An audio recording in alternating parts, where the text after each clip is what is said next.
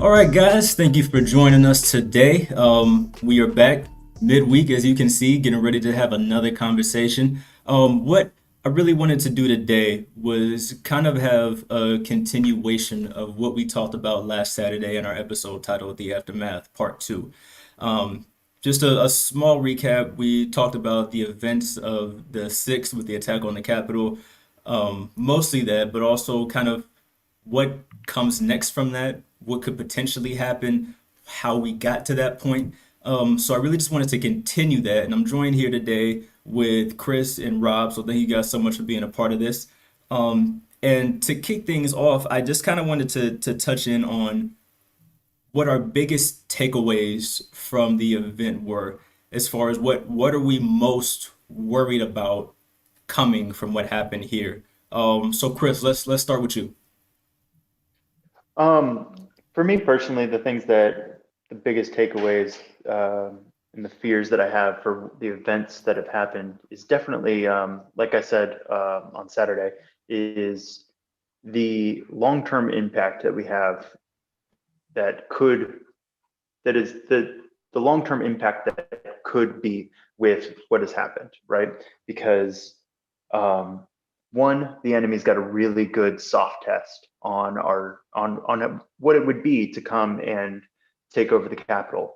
Um, there's a huge major threat to where we're going to stand in the global theater, and it's also a huge threat to democracy in general in regards to its practice around the world in the possible future. Hmm. Right, right. Rob, how are you feeling? What's kind of your biggest takeaway or biggest fear from what we've seen?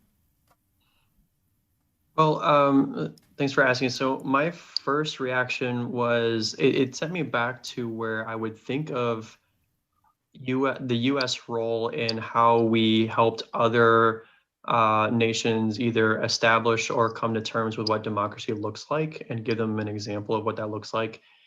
And then when I think of events in the last 1 to 5, 10 years, I'm reminded of some of the images that we see where there's chaos, disorder, unrest in general, and what that looks like.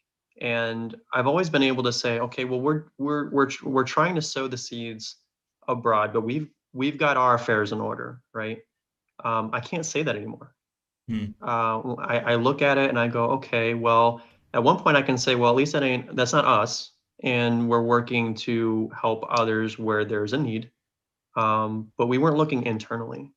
So, how does that affect us from like a people perspective, right? Because there's the materialistic items that Chris alluded to, right?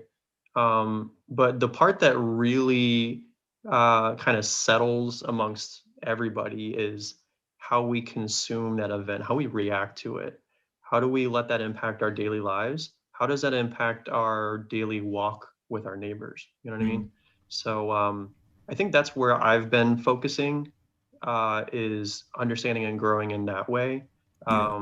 So I think not only do we have to have a strategic approach to how we deal with the materialistic aftermath, but the human aspect too as well. So that's kind of where my mindset is right now. Yeah, and that's a good point. And honestly, I don't think we touched too much on the human aspect of where how do we interact with each other now, last week.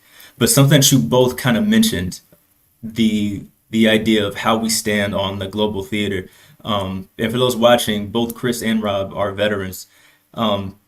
So they're more thoughtful as far as how we stand abroad than maybe most of us civilians are. What, in you guys' opinion, where do we go from here in order to kind of address that global theater idea? Because as we know, Trump is going out of office now. Today's his last full day in office, but just because Trump leaves does not mean that ideology leaves immediately. And if we've kind of looked at the global stage over the past couple years, it's almost like we can see that we're the laughing stock of other countries, you know. So in your opinion, where do we go from here as far as regaining that foothold, I guess you can say, on the global level? Bruce. I'll go ahead and take a stab Okay, at this one. go ahead. So, it's not going to happen overnight. I think we have to show other countries with various levels of complexity and maturity um, what the appropriate response is, and it's twofold. Honestly, it's a perfect union between some of the points that Chris brought up, and as well as like how do we grow and heal together, right? It's equal parts both, because if there's no accountability, no repercussion, then yes, it sets a precedence, a dangerous precedence. Hmm. But if we go kind of the law and order route, but there's still just a ton of incendiary between different minded people, then we're not truly kind of closing the loop, right? Yeah. There has to be some level of acceptance and accountability on both sides, wherever it may be, to be perfectly honest.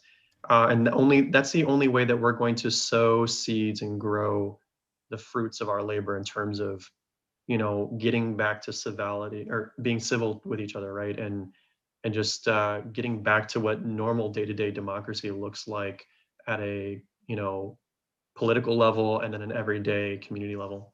Hmm. That makes sense. That makes a lot of sense. You about to say something, Chris? So for me, what Rob says is absolutely correct, but there's also a lot more that we absolutely need to address, because we just showed the world that we are very divided. And before, we were a very unified, for freedom styled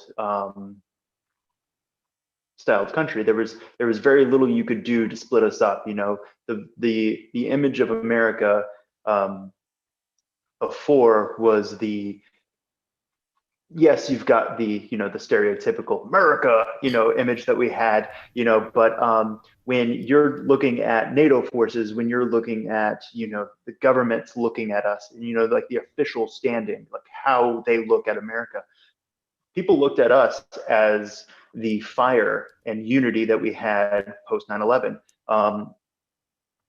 Dom, you had mentioned that Rob and I, both being military, we've got a little bit more of that worldly view. I also live overseas. I live in Naples, Italy. It's why it's dark in my background, and I've got this light here.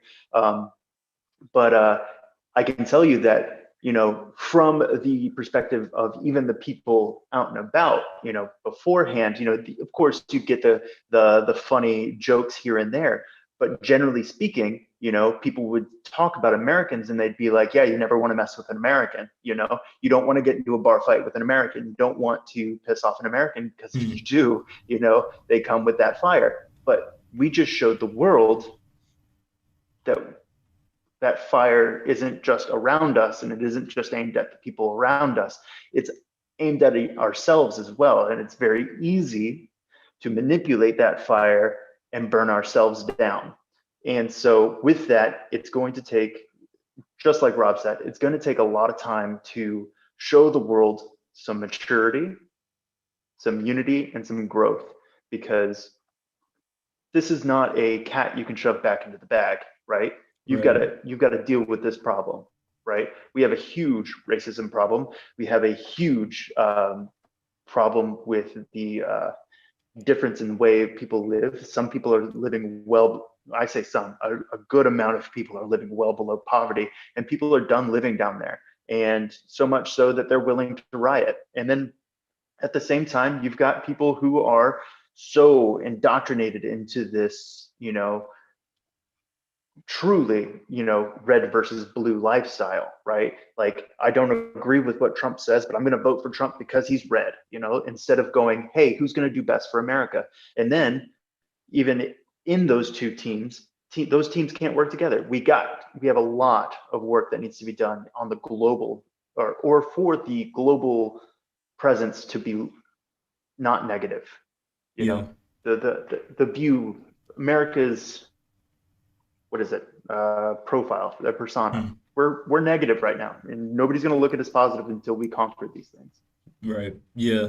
And I really feel like, just from my perspective, a lot of that has to come from us on the bottom floor as well. And I actually just saw a comment from one of our viewers who also said there's something to be said about things happening on the more local level as well that help us out in the global theater. Yeah, I feel like although we can look at Donald Trump as being kind of a ringleader for this huge movement that we're now seeing, that was already there. He came in, whether he initially did it on purpose or not, he kind of took the reins of it and moved it forward. But these ideas, this way of thinking, the racism, the bigotry, none of that is new. We're just more divided now than we were because now we have a group of people who are bold enough to do this openly with no repercussion. So I do think it takes a lot on our end as just the people of this country to it kind of sucks to say, but to try and find common ground in order to change minds and move ahead. Like we have to work together. So I was really wondering what have your personal experiences been? And Rob, more towards you with Chris. I know you've been in Italy, but what have your personal experiences been with like your neighbors, like people who you're around that you see every day that may or may not think the same way you think, but like I said, we still have to try and find some commonality in order to move forward as a country. So what have you experienced in that? Well, I have only been in my community for 2 short years, and I've noticed that I would say my values and what party that aligns to is the minority in this area. So much so that it didn't honestly feel appropriate or safe to put like a Biden Kamala sign in my front yard, Hmm. or put a sticker on my car. I thought I saw a Biden Kamala, COVID mask for sale at a local mall, and that almost seemed like a dare to me. I dare you to buy it and wear it and see what happens. Like Wow. all these thoughts went in my head, and I'm like, I just didn't anticipate that. I look around and I'm like, it's almost like the only thing that separates me from my neighbors is my age and my political affiliation. Um, a lot of the rest is the same, and it's challenging. Like it's one thing to like self-censor in a way, and I only do that in like the public sense. And on Facebook, I've been a little bit more open about where I fall or where I stand. Um, but it's definitely like, for example, I met with a neighbor this morning shoveling snow. I didn't talk about recent events. That would not be smart, or I was not prepared to have those conversations at 8:30 in the morning with my neighbors. So it's been challenging, but it's because I feel like I don't know their perspective too, right? It's one thing for someone to see or speak brashly on social media on either side, whether it's them, me, whatever the case may be. It's another thing to take down that anonymity or that internet invincibility Yeah. and come at it from like a personal level. So I've been trying to break down those barriers, but I'm starting elsewhere, right? So like I mentioned before, I've connected with people that both share and don't share my values. These are both veterans that I've served with in the past, and I haven't spoken with them either in person or on the phone in over 10 years. And what happened in the last couple of weeks inspired me to reach out to them and just have just like a normal conversation. I want to understand, how do we put our best foot forward? I feel like sometimes I'm in my own echo chamber, and I want to kind of, dilute that a little bit. Mhm. So I reached out to somebody who shared my experience from Milwaukee, which is also a contested area, right? Based on what's going on, and then somebody else.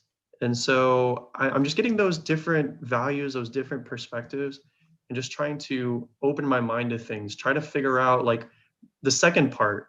I think what Chris said, first and foremost, that is something happened, we have to respond, right? But Yeah. there's the response and the growth. And I'm going to let the smart people talk about the response, and I'm going to connect with people about the growth. So that's what I'm trying to do, is figure out, like, look, there's compromise. And I'm trying to come from a compromise when and if able, where it makes sense. And that's kind of what I want to start the conversations with, right? And then see Mhm. where it goes. Yeah. Yeah, I agree. That I think that's a big thing of what we need to do. Because like you said, you have this kind of invincibility shield when you're on the internet, on any social media platform. And with COVID, the way it is right now, it's harder to go out and talk to people. Not as hard as it was. I mean, a lot of stuff is opening back up and whatnot. But if you're still stuck at home or stuck in an area where you're not seeing people face to face generally every day, it's so easy to just get on the internet and go crazy and say whatever you want. But I think that the focus has to really be, I need to understand you as a person. I need to understand what your beliefs are. If I don't understand you, if I'm just talking at you and I don't get anything, then I feel like we can't really ever change. You know what I mean? Like we can't really move forward. We're just gonna be bumping heads from here until eternity. You know what I mean? Um, but you had mentioned the response, and the response is extremely important. Like you said, even though we're down here doing the legwork as far as connecting goes, we still have to respond to this event in some way, shape, or form, and people have to be held accountable for the roles that they played in this. A lot of comparisons are being made between what we saw at the Capitol and what we've seen all summer with protesting and rioting. Immediate response from police, maybe delayed response in some ways, but the general consensus is, wait a minute, like these things are handled completely different, and one of these is an attack on a federal government building. What's the difference here? Why is there a difference here? So Chris, I kind of wanted to let you talk about punishment and what we've seen and what we should be seeing going forward here. Um, well, those are two very, very loaded points. I'm going to go with the first one. And you said people are talking about what's the difference. And I know that a majority of people can tell you what the difference was. The difference was that, the people who attacked the Capitol aren't black, or Yeah. at least a majority of them were not black. And the other thing is that the second one, there were a lot of things that were left undone. There were a lot of security protocols that should have been had that weren't had. And I'm sure there's plenty of conspiracy theorists why that was. But at the end of the day, um, where we came out in force to control Black Lives Matter, a lot like, we did a lot to control Dr. Martin Luther King, Mhm. which is, with the Capitol situation, we didn't do too much to control that one. We kind of just let that one happen, which is personally, I believe, the most disgusting part of it all, right? Yeah. Is that while some people are rioting period, rioting is not good, right? Rioting is only destruction, but rioting happens when people are fed up and they're done with something, right? Right. But the difference between these two riots, well, I say these two, but these two types of riots, the riots for Black Lives Matter and the riot at the Capitol, um, Black Lives Matter, the Black Lives Matter riots were had for civil rights because they want police to stop brutality, right? Please stop killing us. we're done being killed for pointless stuff. Like, Right. stop killing us. That's what those riots were had for. The Capitol riot was had because people are upset that they didn't win, that their team didn't win, and they don't want to work together. They want their team to be on top. And that's the difference. And that's the saddest part of the difference between those two things. So, yes. Do you want to expand on anything beyond that before I move on to your second question? Did you want to jump in on it, Rob, at all? I do.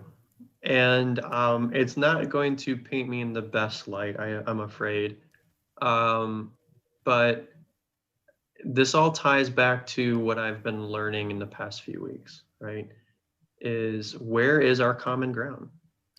And I almost wonder if this is tied back to, you know, a combination of selective information or being stuck in an echo chamber of sorts, right? Because just because you don't hear of something happening doesn't mean it didn't happen, right? We're not Yeah. omnipotent. We can't say we know all things that happened in Milwaukee. We know all things that happened, you know, place X. And I feel like if we were to say definitively, hey, we found person X, Y, and Z, because we're going, you know, we're asking this for that, right? Quid pro quo in a number of ways. Mm. If we were able to go back in not in time, but retroactively look at those altercations, those riots from the summer, and say these were instances where the person committed a misdemeanor or a crime against a police officer, you know, that resulted in an escalation of peaceful protesting going in a different direction, right? And if they investigate that and they go, oh, the cop started it, you know, accountability, Yeah. response, right? Or if the civilian started it, accountability, response. If we were to illuminate situations like that, if and where it happened, then we can say, look, we're coming from the same point of view. We don't want civilians attacking a civilian in any regard, in any situation. We don't want destruction of public or private property. Nobody wants that. And while I understand the angle, you have to be productive with what you're doing. Anything more than that becomes a distraction to what you're actually trying to do, and you kind of dilute the effort a little bit, right? Absolutely right. So again, I can't sit here and say, I know this person did this person did that. What if there was a whole bunch of charges and convictions that came out of that by the people that should have, right? And that accountability and that response happened. But what if over the past 6 months, they were hushed? A lot of people are saying things didn't happen. I'm alluding maybe they did happen and they weren't illuminated, right? Because that wouldn't, think about it. If we think about where we consume our news, our information from, there's a high degree of likelihood that if they were to report on things like that, especially if it came from the civilian on police officer aspect, that it would paint that event in a bad light. And nobody wants that because we want change, right? What if it was hushed? Yeah. What if those things came to be, but they were hushed because it's not a good look? Right. Or conversely, if we look into it and nothing happened, okay, well, if we should have had accountability then, but we're asking for it now there's a double standard there in a way. In a way, there's a double standard because we're asking for something that we didn't ask for before. And while we can say, like, look, everything that Chris said, I fundamentally, you know, I'm kind of aligned with that. I'm okay with all those people being loud and obnoxious or whatever the case may be, you know, employing their rights as citizens off the steps of the, you know, the Capitol building and doing all of that in a, you know, in a civil manner. If they did all of that, I would be saluting them because they're doing what they should be doing as people who feel like something did not go down the way that it should have, right? Mm-hmm. But the moment you start getting into trespassing and destruction, and I look at the interviews with the cops, I'll wrap up here shortly, I'm sorry. No, you're good. You're good. But when I think of the interviews with the cops, those actually that connected with me so much because that was the human element. The guy that was getting squished in the door. Yeah. I got to hear from him. Yeah. The other guy who was being encircled and beat, and what he had to do to go into like survival mode, and what he had to declare to try to get empathy from the crowd. Like, those are situations that I haven't found myself in, where I have to essentially like plead for my survival. I haven't been in that situation, but it just painted what that looks like. So again, I'm coming from the human aspect, right? What do we go from here? Response has to be key. Transparency has to be key. I think if those two are done, both at the law and order side, but also the election side, if there is full transparency, full accountability, and the appropriate response, then we wouldn't be having this issue, would we? Mhm. No, not at all.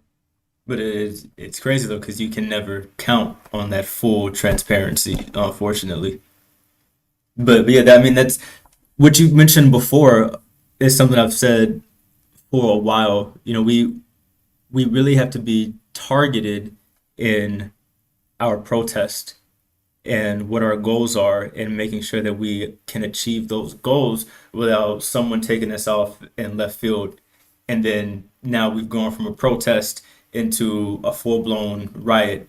Back in almost at my hometown, where I've lived at since college was Lynchburg, Virginia. There was a protest there that started off completely peaceful during the daytime. It was great. All of a sudden, night fell, and all it takes is just one person to shift the entire energy and push another direction. And like I said, you don't want to cover that because that completely eclipses all the good that we did earlier in the day. Now, even if it's 50-50, this bad is going to get the focus. But if we want transparency and something like what happened on the Capitol, we have to also be willing to be transparent about that as well. So that was a good point. I'm glad you mentioned that. Chris, I want to go back to punishment. I know you had mentioned earlier how there are things in place already for this type of event that need to be put into action now. Um, we're seeing some of those things come to fruition. Some places we could say we're not seeing those things. What exactly should we be looking at as this event is So, unfolded? the one of the big things that I've been seeing more and more and more on the news and on social media is wanting to label these people as terrorists. And by definition, I'm going to pull up the FBI's definition for domestic terrorists is violent criminal acts committed by individuals and or groups to further ideological goals stemming from domestic issues such as those of a political, religious, social, racial, or environmental nature. So they absolutely fit that definition. And I understand the desire to paint them as terrorists. My concern is the dangerous umbrella that the Patriot Act and the later the later stemming legislation that came from it. It gives federal agencies a huge and unprecedented level of access to you and the people around you, and it gives them the ability to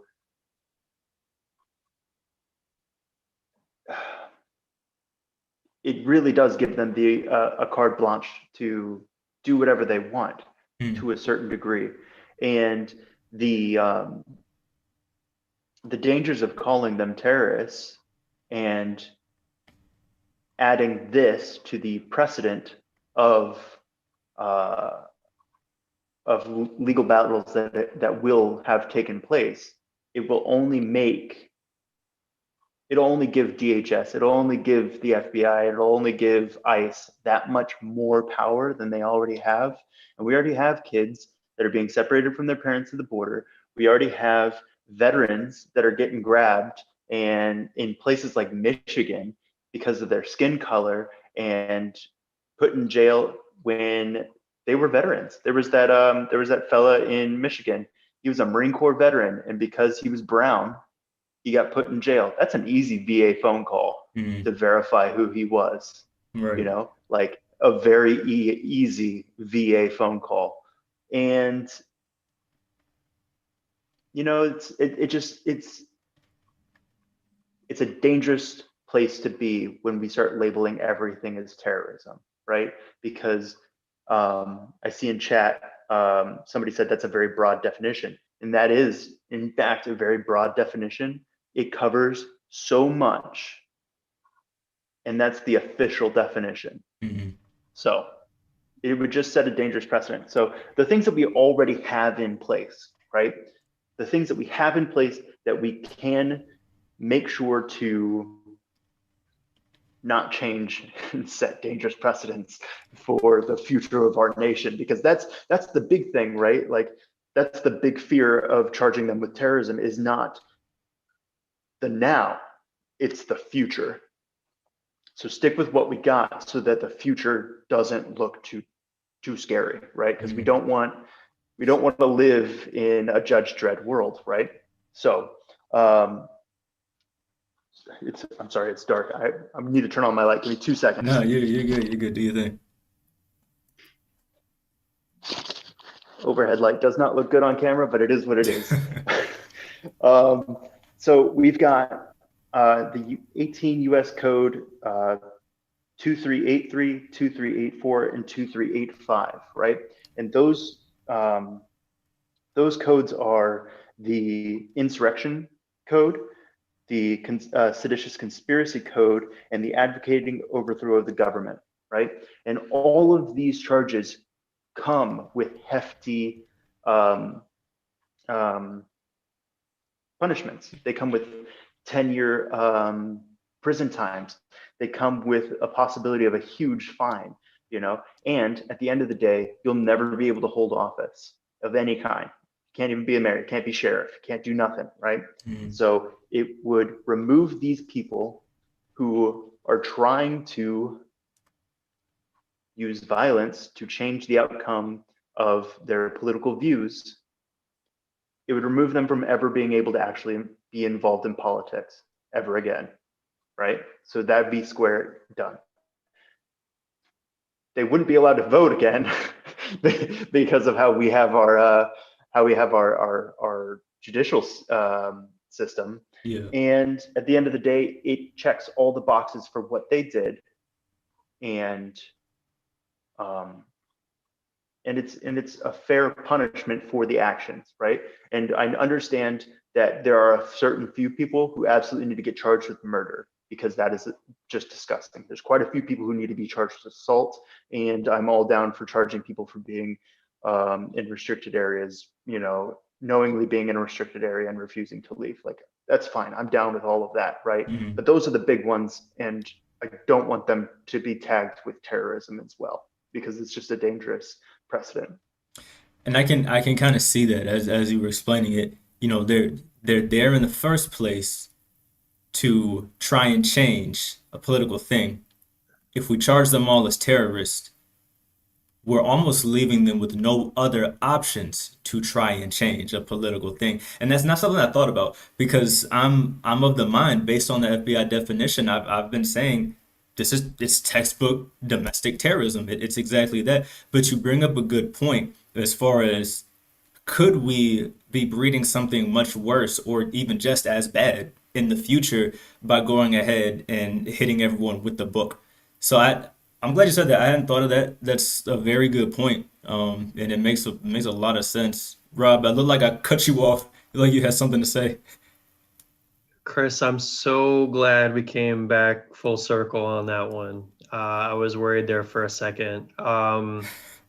I agree that we have enough, both. I think we have enough in the evidence column and the means by which to prosecute as necessary. I think terrorism is a stretch. If someone asked me, was it terrorism today, I would say no.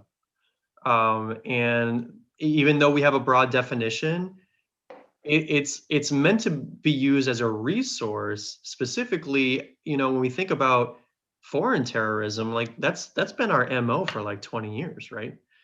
For so long, it's part of our identity to, fight the bad guys, right?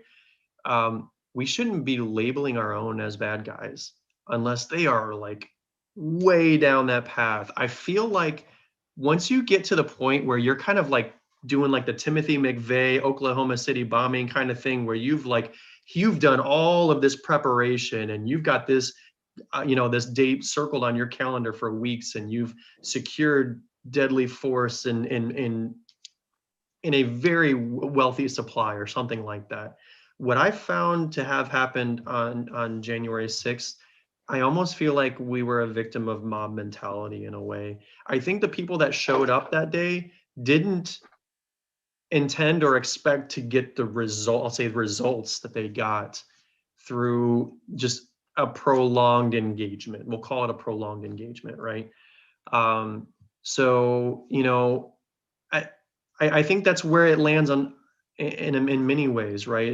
If you just have a lot of people there and an opportunity presents itself, either I'm 15,000 strong and you're 30 strong, or I happen to bring my 9mm today, or I happen to bring my AR today, and an hour or two or three after the initial demonstration happens and it escalates, I think I think we should look at that differently than our conventional way of thinking when it comes to terrorism. I don't want to call what I saw terrorism.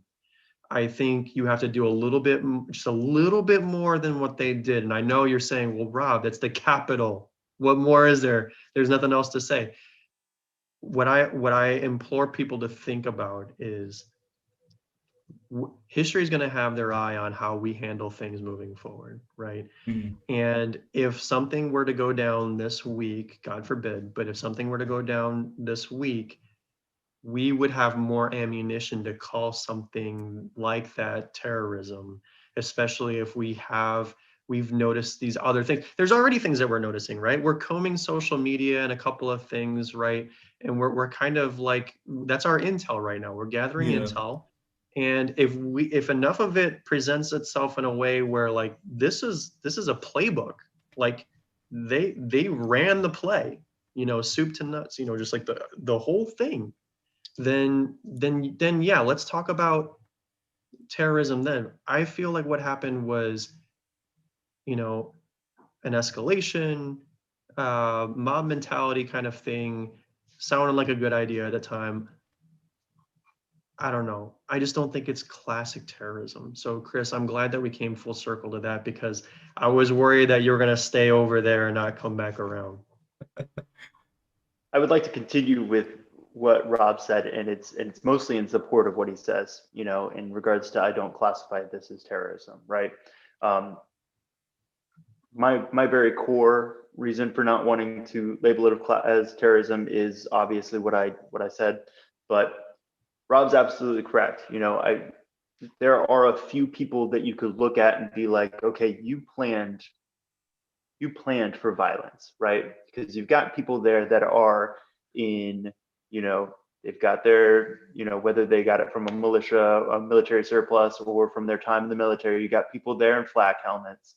You've got people there, with their vests on. And they were there expecting a fight, but they could have been expecting the fight like the summer riots had, a fight with the police, Mhm.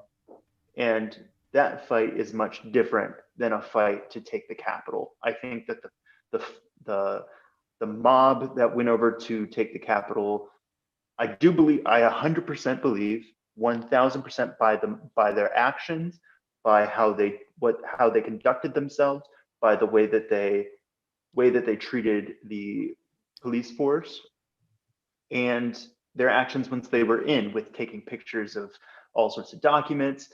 Somebody stole a laptop. Supposedly, right now, I don't know 100% of this accuracy, but it's in the news cycle right now, that somebody stole one of Nancy Pelosi's laptops with the intent to send it to Russia. Like, Yeah. they had all of the check marks for insurrection, right? An insurrection can be something that is just spawned out of nowhere, right? They didn't really plan the Boston Tea Party. People just got really pissed off, right? Yeah. And no, Rob's absolutely correct. Anything that happens from here, we're gonna have to look at a whole different light. But the event itself, stick with insurrection. I could feel that. I could feel that and understand that. And you mentioned looking to what happens next, especially with us coming up on the inauguration. I know before we had talked about the fire right outside of the rehearsal. How do you kind of look at that, looking ahead to what may or may not be in store for the inauguration? Like I said before, I am a veteran and I don't know if I'll ever get out of that tactical mindset. I still on a regular basis do things such as, like, I walk around my house before I go to bed, you Hmm. know. I walk around my house and I make sure to check all the doors. I check all the windows, I still do all of that stuff because it's just like, all right, security check, perimeter Right. check, got to do it. It's just a thing I do. Um, there's certain things that I drive around, because like, no, no thanks. That's a little suspicious. It could just be trash. It definitely probably is trash, but I don't know. So Yeah. like, but that's they it's the way you get to learn to live your life. You believe that you're always a target. You believe that there's always somebody out to get you. So I don't know if I will ever break that thought process the way that a veteran normally thinks. When I saw that there was a fire that triggered an evacuation of the secured capital area, what I thought, my initial thought, my very first thought was, wow. So if anybody was watching, they just got a play-by-play of how everybody's going to be evacuated from the Capitol on Inauguration Day. Mhm. Which is saying something. And when you brought it up before, you had said soft test again, but you explaining it just now, it kind of clicks in a different way as far as could someone have potentially started a fire just to get a glimpse of how is everyone going to be escorted out of the perimeter? How long is it going to take?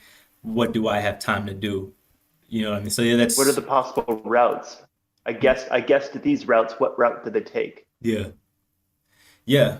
Wow, Rob, you got anything to add to it? Chris, you kind of blew my mind during the last call where you alluded to some of these, this material debt that we have, this material security debt that we have. Um, People's lives are in danger or will be in danger based on the information divulged between January 6th and this week. And there's just no other way to look at it. Um, there's certain things that the US holds close to the vest, and emergency preparedness and emergency response, those are way up there at the top of the list. And the world knows there are 450,000 cameras pointed at that 1 square mile of the earth right now. And it scares me to know that that is now public information. The only and there, once it's on the internet, it's on the internet. Like you can scrub it, but somebody's got it. Right. Somebody already has it, and that part scares me. There's really nothing that we can do to fix that. That's just something that's going to have to go in the backlog for our three-lettered agencies to figure out and hash out. And there's just really there's just it's just it's a sad reality. Unfortunately, it's just where we are. And the terrifying thing, or not the terrifying, the most upsetting thing to me is that all of this comes down to all of these actions, all of the things that have happened, all come down to us constantly voting in a red versus blue situation. I voted red, I voted blue. You know, I hate you for voting blue because there's no way, you're an absolute idiot because you voted blue or you voted red, you know? And much like the intent of this project, you know, the world can wait. Uh, just coming together and talking things out and finding middle ground and understanding one another way long ago could have settled all of these things.